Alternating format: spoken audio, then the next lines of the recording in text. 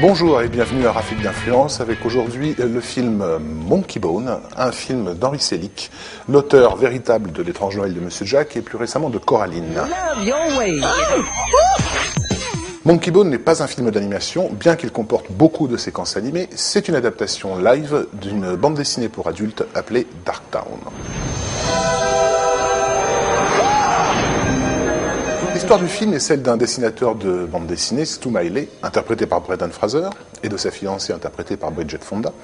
Stu Maeley est le créateur du personnage tourmenté de singe qui est Monkey Bone, un personnage de bande dessinée. Victime d'un accident de la route, Stu Maeley se retrouve plongé dans le coma, dans des limbes qui sont typiquement celles qu'imaginerait un dessinateur ou un graphiste.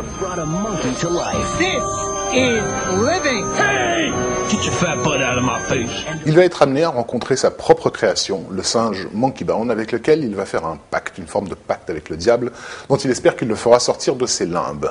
Malheureusement, le singe Monkey Bone va se servir de ce pacte pour prendre possession du corps de Stu Maeley et revenir dans le monde réel à sa place. Monkey Bone devait être au départ une histoire relativement noire, voire même dépressive, et les rôles principaux du film avaient été confiés aux comédiens Nicolas Cage et Christopher Walken. Il fut décidé un peu in extremis d'en faire une comédie vaguement familiale, donc avec Brendan Fraser, Whoopi Goldberg, John Turturro dans la voix, qui donne sa voix à Monkey Bone, et de retravailler un peu le matériau en y faisant notamment intervenir des comédiens de la télévision comme Chris Kattan.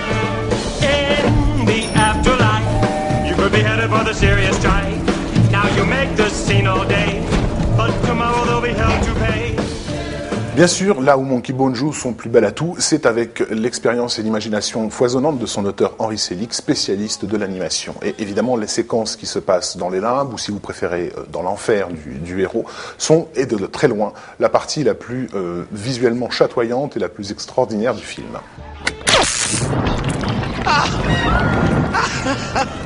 En dehors de ça, et malgré sa thématique un petit peu casse-gueule, Monkey Bone fut un énorme échec, peut-être le plus gros échec de l'année 2001.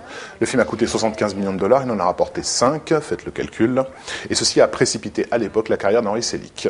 Il faut dire qu'essayer d'amener le public familial à voir une œuvre qui traite essentiellement de la mort et de la crise identitaire d'un créateur n'était pas forcément la meilleure des stratégies. Monkey Bone a été un échec terrible, il n'est même pas sorti en salle en France. Vous le trouverez donc uniquement et seulement en DVD au fond du vidéoclub dans le petit meuble à droite. She is waiting for you, Stu.